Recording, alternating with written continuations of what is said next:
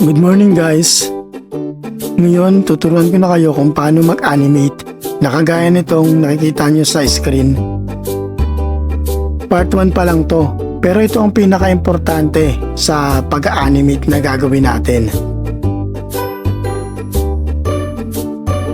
Ang gagawin natin ngayon ay tracing the part. Bali, yung drawing nyo nung nakaraan, gagawin natin siya is iba by parts natin siya. Sa madaling salita, isa-isahin natin siyang i-drawing or i-trace, tapos isa-isa din natin siyang isi-save. Makikita nyo dito sa video kung paano natin siya ginawa. First, open nyo muna yung any drawing application nyo. Sa inyo, Wacom. Open nyo, then click blank canvas. Tapos pag nakagawa na kayo ng blank canvas, hanapin nyo yung logo ng picture para makapaglagay ng image. Pag nakapaglagay ka na ng image, i-resize mo lang sa size na gusto mo. Tapos pag okay na, babaan mo lang yung visibility niya para maging transparent. Tapos bago mo siya i-trace, gumawa muna tayo ng bagong layer. Kagaya ng lagi kong sinasabi na dapat kada drawing is naka-layer siya. Tapos pwede na tayong mag-tracing. Humanap ka lang ng magandang pen na gamit mo, yung makapal na agad para mas mabilis. Kagaya itong ginawa ko sa video. Tandaan nyo kada isang part ay isang layer para mas madali natin siyang maisisave mamaya. Panoorin nyo tapos sundan nyo na din.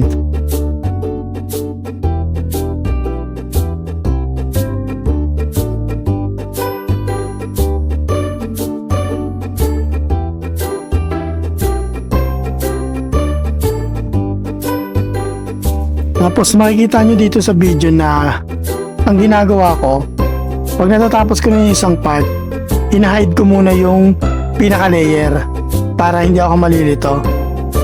Kuwari, nagawa ko na siya, na-drawing ko na siya, i-hide ko muna siya. Nakita nyo yung mata na yan, pipindutin nyo lang to, tapos magsasarado na yan.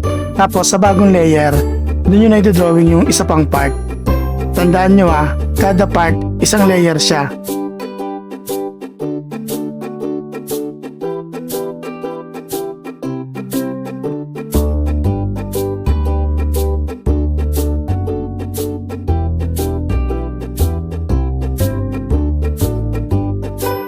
Sundan nyo lang yung ginagawa ko dito sa video para mas magamay nyo.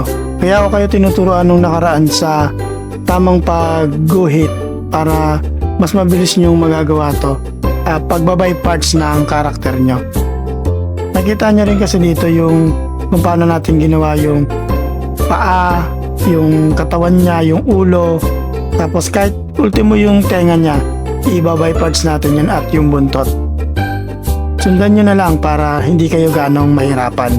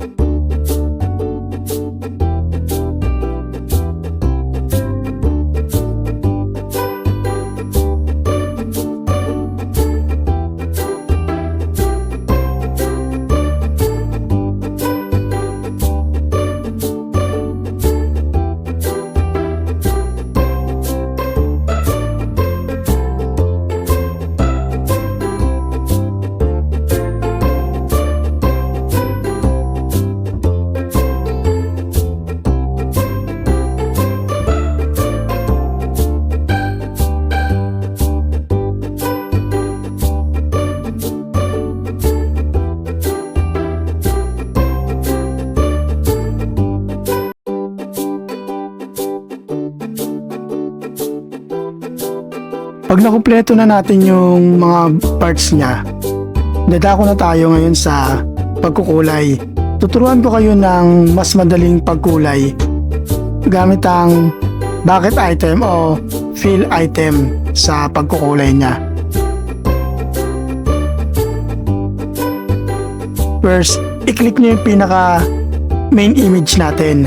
Ibalik nyo siya sa 100% yung transparency niya para doon natin kukunin yung pinakakulay niya. I-click nyo lang yung bucket logo na makikita nyo dyan. Bali, fill logo kung tawagin yan. Then, punta kayo doon sa pinaka-image at i-click nyo lang kagaya nitong ginawa ko. Tapos makukuha nyo na yung pinaka-kulay niya. Makikita nyo doon sa may box. Lalabas doon yung pinaka-kulay. So, yun na yung gagamitin natin. Ganun pa din yung gagawin natin. Kada kukulayan natin na parts, i-click nyo lang yung pinakamata niya para maging visible siya. Kung na-click nyo na yun, pipindutin nyo lang yung pinaka gusto nyong kulayan at mapifill na siya kagaya nitong nasa video. Kasi pag brush natin, matagal to pag ginawa natin yun. Kaya ganun lang, paulit-ulit lang din yung gagawin natin sa pagkulay niya hanggang sa matapos.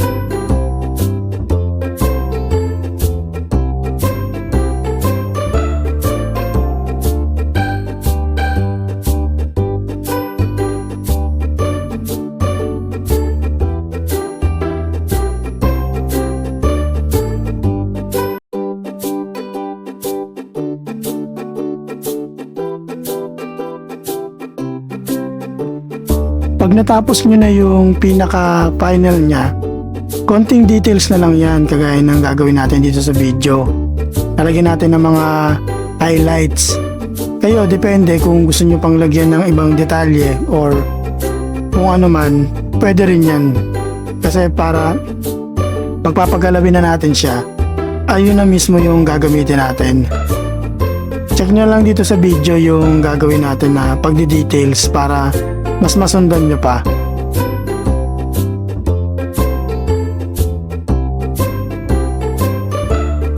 Pwede nyo ding i-on yung visibility niya lahat para makita nyo kung ano pa yung kulang sa karakter na ginawa nyo. Para din makakita nyo kung meron pang walang kulay or kung meron kayong gustong idagdag, i-on nyo muna yung visibility. Lahat i-on nyo yan, yung mga mata. Tapos, pag okay na, i-off nyo na uli siya.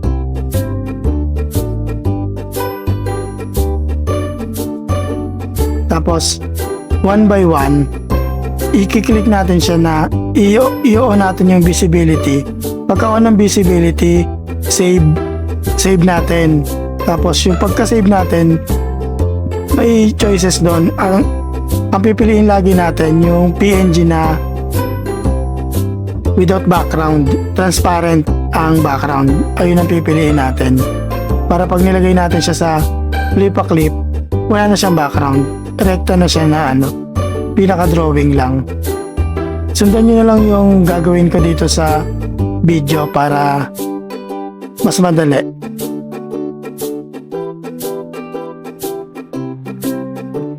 Pag sinave nyo pala siya, ilagay nyo siya sa isang folder tapos pangalanan nyo na lang kung anong gusto nyo ipangalan dun sa para mas madali siyang i-open pagka kuwari lalagay na natin siya sa clip. I-open lang natin yung folder, nandun na lahat yung pinaka-image niya para organize lang din. Kaya yan, sundan nyo na lang para next step natin clip na at mapapagalaw na natin yung karakter nyo. Yun nandito sa pinakadulo na video natin, yung sa muka ng aso, ginawa ko na lang yan, pina-smile ko na lang para kung sakali na gusto nyo naka-smile, pwede rin. Kaso dun sa video na ginawa ko, hindi ko na siya na-isama. Kayo, kung gusto nyo na baguhin yung karakter, pwede rin naman. Pero pwede rin namang hindi na, para as is na rin siya. Kaya yan, pakita nyo sa akin pag natapos nyo na yung ginawa nyo ha.